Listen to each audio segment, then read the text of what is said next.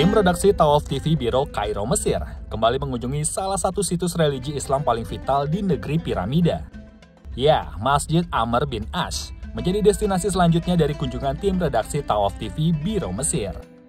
Masjid Jami Amr bin Al-Ash terasa sangat istimewa. Karena apa? Karena ini adalah masjid tertua di Mesir dan benua Afrika yang dijuluki sebagai Taj Al-Jawami atau mahkotanya masjid-masjid. Bersama saya Ahmad Miftahul Taufik di sini. Sekarang saya sedang berada di depan Masjid Amr bin Ash yang dibangun tahun 21 Hijriah ketika Islam datang ke Mesir dan membebaskan Mesir dari cengkraman Bizantium. Ada apa di dalam masjid ini dan bagaimanakah tata letak bangunannya? Mari kita ke dalam.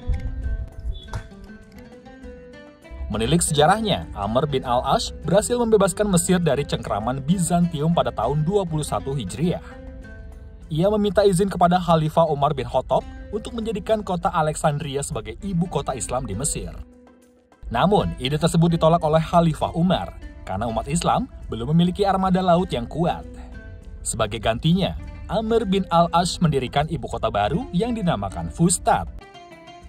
Terletak di samping benteng Babylon yang dahulu menjadi markas militer Bizantium.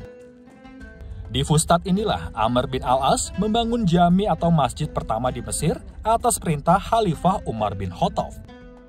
Berfungsi sebagai pusat dakwah dan kegiatan umat Islam di Mesir, jami ini dibangun oleh 80 orang sahabat, diantaranya Zubair bin Awam, Ubadah bin Somit, Abu Ad-Darda, dan Uqbah bin Amir.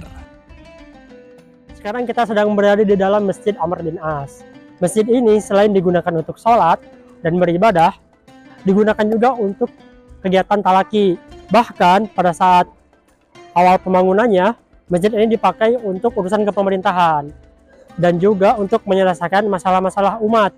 Di antaranya selalu ada jadwal mingguan, Qadi datang ke sini dan menyelesaikan permasalahan umat.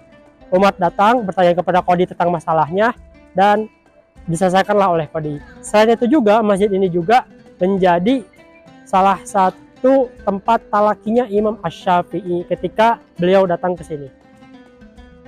Masjid ini memiliki banyak nama yang menunjukkan keutamaannya. Di antaranya Jami Amr bin Al-Ash karena yang membangunnya adalah Amr bin Al-Ash.